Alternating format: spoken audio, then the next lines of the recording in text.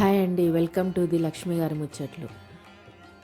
మేము ఉజ్జయిని ట్రిప్కి వెళ్తున్నామని చెప్పాను కదా, అందులో ముందుగా ఓంకారేశ్వర్కి వెళ్ళాము. మేము ఫ్లైట్ హైదరాబాద్లో ఎర్లీ మార్నింగ్ 5 o'clock ఎక్కితే మాకు ఇందోర్కి వెళ్ళేటప్పటికి 6 అయిందండి. ఓంకారేశ్వర్, ఉజ్జయిని ఈ 2 జ్యోతిర్లింగాలకు వెళ్ళాలన్నా ముందుగా అయితే మనం ఇందోర్ చేసుకోవాల్సి వస్తుంది. ఎయిర్పోర్ట్ అయితే ఇందోర్లోనే ఉంది కాబట్టి మేము ముందుగా ఇందోర్కి వెళ్ళి అక్కడి నుంచి క్యాబ్ మాట్లాడుకొని ఓంకారేశ్వర్కి వెళ్ళాము. అయితే మేము ఎర్లీ మార్నింగ్ హైదరాబాద్లో 5 o'clockకి ఫ్లైట్ బయలుదేరితే 6 o'clockకి ఇందోర్కి చేరుకున్నాము. అక్కడ లగేజ్ తీసుకొని ఎయిర్పోర్ట్కి బయటికి వచ్చేటప్పటికి 7 అయ్యింది. మేము క్యాబ్ మాట్లాడుకొని ముందుగా ఓంకారేశ్వర్కి బయలుదేరాము. అయితే ఓంకారేశ్వర్కి వెళ్ళేటప్పుడు మాకు ఇందోర్లో బడా గణపతిని చూపించాడు. ఇక్కడ పెద్ద గణపతి ఉంటుందన్నమాట, ఫేమస్. ముందుగా గణేశుని దర్శనం చేసుకొని ఆ తర్వాత మేమైతే ఓంకారేశ్వర్కి బయలుదేరాము. ఇందోర్లో కూడా చూడాల్సినవి చాలా ఉన్నాయి, కానీ మేము మెయిన్ ఉజ్జయిని మహాకాళేశ్వర్ టెంపుల్, ఓంకారేశ్వర్ 2 జ్యోతిర్లింగాలు కవర్ చేయాలనుకున్నాం కాబట్టి అవన్నీ ఏం చూడలేదు. కానీ వెళ్తూ ఉంటే దారిలోనే నవగ్రహ ఆలయం ఉండే, అక్కడ మాత్రం దర్శనం చేసుకున్నాము. మొత్తం నవగ్రహాలు ఉంటారు. శనీశ్వరుడు మెయిన్ అనమాట. ఆయనకి తైలాభిషేకం చేసుకొని అక్కడ నుంచి బయలుదేరాము. ఇక కనిపించేది ఇది నర్మదా నది అనమాట. అక్కడక్కడ నర్మదా నది కనిపిస్తూనే ఉంటుంది. నర్మదా నదికి దండం పెట్టుకొని అట్లా బయలుదేరాము. మేము వెళ్ళిన టైంకి బాగా వర్షాలండి. మధ్యాహ్నం వరకు ఎండలు కొట్టి మధ్యాహ్నం నుంచి ఫుల్ వర్షము. ఓంకారేశ్వర్లో కూడా మళ్ళీ ఉజ్జయినిలో కూడా ఫుల్ తడిచిపోయినాము. తడుచుకుంటేనే దర్శనాలు అయినాయి. నాకైతే బాగా జలుబు, జ్వరం ఉంది. ఇంకా మళ్ళీ లేట్ అవుతుంది అన్నట్టుగా నేను అదే గొంతుతోటి మీకు వాయిస్ ఓవర్ ఇస్తున్నాను, ఏమనుకోకండి.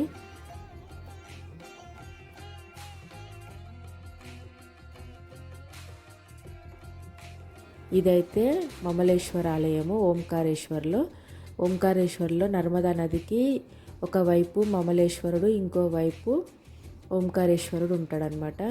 అంటే ఒకే జ్యోతిర్లింగము 2 భాగాలుగా చీలి ఒకటి మమలేశ్వరంగా ఒకవైపు, ఇంకోవైపు ఓంకారేశ్వరుగా పూజలు అందుకుంటున్నారు ఆ స్వామివారు.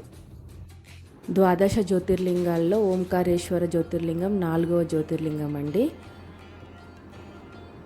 ఇక్కడ నర్మదా నదికి 2 వైపులా, ఒకవైపు ఓంకారేశ్వరుడు, మరొక వైపు మమలేశ్వరుడుగా స్వామివారు పూజలు అందుకుంటున్నారు. ఇదంతా కూడా మనకు నర్మదమ్మ దగ్గరికి వెళ్ళడానికి దారి. అయితే ఇట్లా కొంచెం కిందికి డౌన్కి వెళ్ళాల్సి వస్తుంటుంది. స్టెప్స్ ఉంటాయి అన్నమాట. స్టెప్స్కి అటువైపు ఇటువైపు కూడా మొత్తం పూజ సామాన్లు అమ్ముతుంటారు. ఇక్కడ ఎక్కువ కూడా శివలింగాలు ఉంటాయి, నర్మదా బాణలింగాలు ఉంటాయి.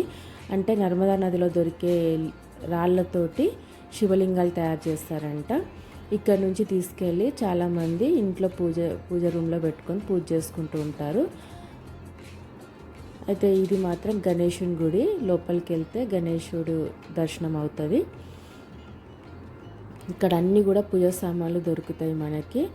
అయితే మనం నర్మదా నదికి పరిక్రమణకి వెళ్తాం కదా, అక్కడ చేపలకు వేయడానికి పిండితో తయారు చేసిన బాల్స్ లాగా ఒక ప్యాకెట్ బాల్స్ లాగా చేసి ఒక ప్యాకెట్ అమ్ముతారు, 10 రూపాయలు. అది మనం చేపలకు వేయచ్చు. అంతేకాకుండా నర్మదమ్మకు పూజ చేసుకోవడానికి ఒక సెట్ ఇస్తారు. ఇందులో ఒక కొబ్బరికాయ, పూలు, పూజ సామాన్లు అన్నీ కూడా ఉంటాయి. నర్మదా నదిలో వదలడానికి, దీపాలు వదలడానికి ఒత్తులు కూడా నేతిలో చేసి ఒక డొప్పలో పెట్టి ఇస్తారు. మనం వెళ్ళి స్నానం చేసుకొని పూజ చేసుకోవచ్చు. ఇది గౌముఖి నది ఘాట్ అనమాట. గౌముఖి ఘాట్ అని అంటారు దీన్ని. ఇక్కడ కూడా స్నానాలు చేస్తున్నారు చాలామంది, కానీ ఇక్కడ రష్ ఎక్కువ ఉందని చెప్పి మాకు తీసుకొచ్చిన డ్రైవరు మమ్మల్ని అటువైపుగా ఓంకారేశ్వరుని దగ్గర స్నానాలు చేసుకోమని చెప్పి బోట్లో అటువైపుకి తీసుకెళ్ళాడు. మనము నది దాటడానికి బోట్లు అయితే ఉంటాయి. బోట్లో ఇటువైపు నుంచి అటువైపుకి వెళ్ళొచ్చు. అయితే ఒక్కరికి 150 రూపాయలు తీసుకుంటారు. బోట్ నిండేంత వరకు కూడా ఆపుతారు. లేదంటే మనము ఉట్టి మన మట్టుకే కూడా ఒక బోటుని మాట్లాడుకోవచ్చు, లేదంటే వంతెన మీదుగా కూడా వెళ్ళొచ్చు. ఈ ఆలయము ఓం అనే ఆకారంలో ఉంటుంది, అందుకని ఈ ఆలయానికి ఓంకారేశ్వరం అని పేరు వచ్చింది. మేమైతే బోట్లో మమలేశ్వర్ నుంచి ఓంకారేశ్వర్కి వెళ్ళాము. వెళ్తూ దారిలో మేము కొన్న చేపల ఫుడ్ని నీళ్ళల్లో వేసాము. చేపలు అయితే ఏం కనిపించలే, కానీ సరే కొన్నాం కదా అని ఆ ఫుడ్ మొత్తం వేసాము. అంతేకాకుండా మధ్యలోకి వచ్చిన తర్వాత నీళ్ళు చాలా శుభ్రంగా ఉండేయండి.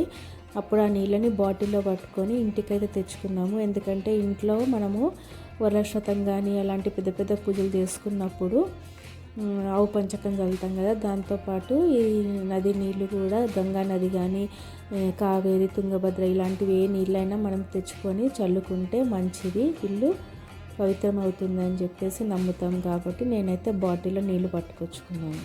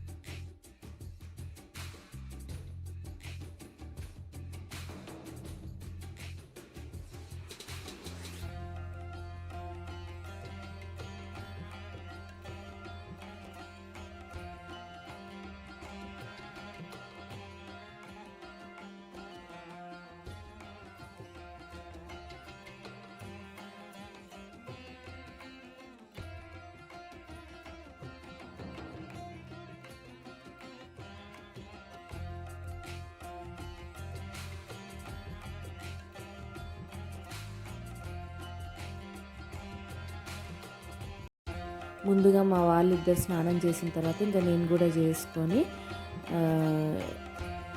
నర్మదా నదికి పూజ చేసుకొని ఇంకా తర్వాత ఓంకారేశ్వరునికి దర్శనానికి అయితే వెళ్ళామండి. అయితే అక్కడ లైన్లో చాలా రష్ ఉంది, ఎందుకంటే మేము చూసుకోకుండా వెళ్ళిపోయాము. పౌర్ణమి అంట, పౌర్ణమికి ఒకటి సాటర్డే సండే మాత్రం వెళ్ళకండి, వీక్లీ డేస్లోనే వెళ్ళాలి. చాలా జనాలు ఉన్నారు. పౌర్ణమికి కంపల్సరీ అక్కడ ఓంకారేశ్వరుని ఉజ్జయిని లోకల్ వాళ్ళు దర్శనం చేసుకుంటారంట. ఆ సంగతి మాకు తెలియదు, చాలా జనాలు ఉన్నారు. అయితే పంతులు కూడా దర్శనము డైరెక్ట్ తీసుకెళ్ళి ఇప్పిస్తామని చెప్పేసి అంటారు. మా ముగ్గురికి 1500 తీసుకున్నారండి. డైరెక్ట్ దర్శనం అన్నారు, కానీ చాలా రష్, అసలు ఎంత తోపులాట.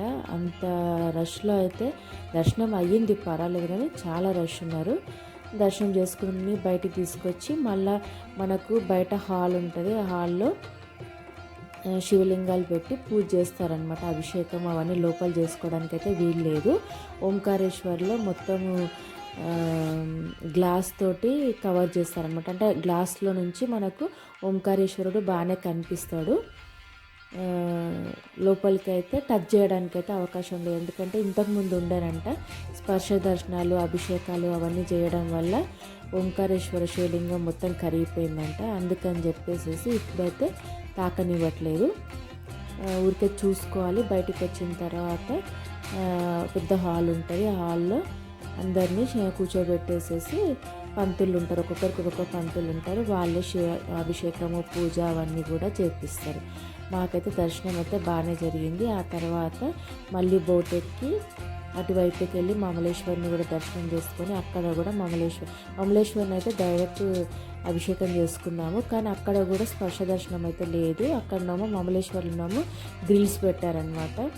ఎందుకంటే అందరూ రుద్ది మొత్తం శివలింగాలు అరిగిపోతున్నాయని చెప్పేసి ఎక్కడా కూడా అసలు స్పర్శ దర్శనం అనేది లేదు. పైనుంచే మనము నర్మదా నీళ్ళు తీసుకెళ్ళి పైనుంచే పోయాలి అంతే. దర్శనం అయితే చాలా బాగా జరిగింది. దర్శనం అయిపోయి ఓంకారేశ్వర దర్శనం అయిపోయి బయటికి వచ్చాము. ఫుల్ వర్షము. అలాగే తడుచుకుంటూనే మమలేశ్వర ఆలయానికి వెళ్ళాము. అక్కడ కూడా దర్శనము, అభిషేకము అంతా అయిపోయి ఆ తర్వాత మళ్ళీ మేము అదే క్యాబ్లో ఇక్కడ నదిలో బోటింగ్ కూడా తీసుకెళ్తారండి. బోటింగ్ వెళ్ళడం వల్ల మనకి నర్మదా నది మొత్తం కూడా పరిక్రమణ చేపిస్తారు. అందులో ఒక్కరికే మన ఓన్ కావాలనుకుంటే 500 ఏమో తీసుకుంటాడంట. అన్ని ఘాట్లు చూపిస్తాడనమాట. అంతేకాకుండా కొంచెం దూరం పోయిన తర్వాత శంకరాచార్యుని పెద్ద విగ్రహం కూడా ఉంది, అది కూడా చూపిస్తాడు. ఊరికే అలా పరిక్రమ చేయించుకొని మళ్ళీ ఒడ్డు తీసుకొస్తాడు. ఇక మాకైతే అంత టైం లేదు కాబట్టి మేము వెళ్ళలేదు. ఇదే మీకు కనిపించేదే ఓంకారేశ్వరుని జ్యోతిర్లింగం, స్క్రీన్ పైన చూపించాను కదా, అదే అన్నమాట.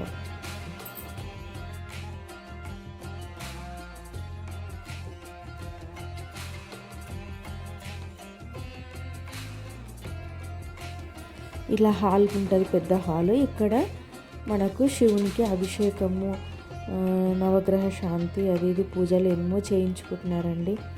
ఆ పూజలన్నీ కూడా నాకు కరెక్ట్గా తెలియదు, కానీ మాకైతే శివుని అభిషేకం అయితే చేయించాడు.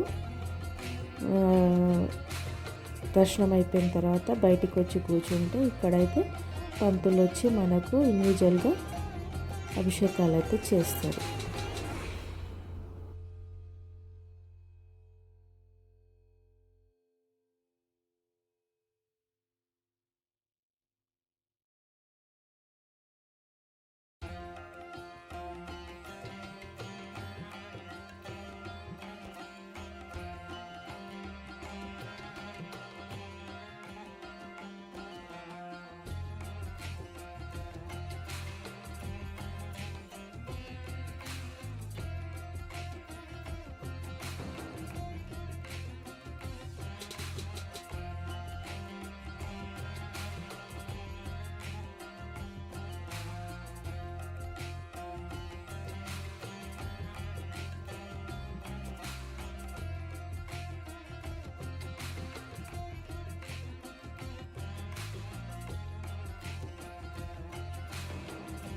ఇదంతా కూడా కనిపించేది మొత్తం కూడా నర్మదా నది. ఓంకారేశ్వరుని దేవాలయం పైనుంచి చూస్తుంటే ఇలా కనిపిస్తుంది. చాలా బాగుంది వ్యూ అయితే. ఇదేనండి ఈరోజు వీడియో. ఓంకారేశ్వరుని దర్శనం అయితే మాకు చాలా బాగా కలిగింది. మా యాత్ర మీకు కూడా నచ్చిందని నేను అనుకుంటున్నాను. ఈ వీడియో ఎలా ఉందో ప్లీజ్ కామెంట్ సెక్షన్లో తెలపండి.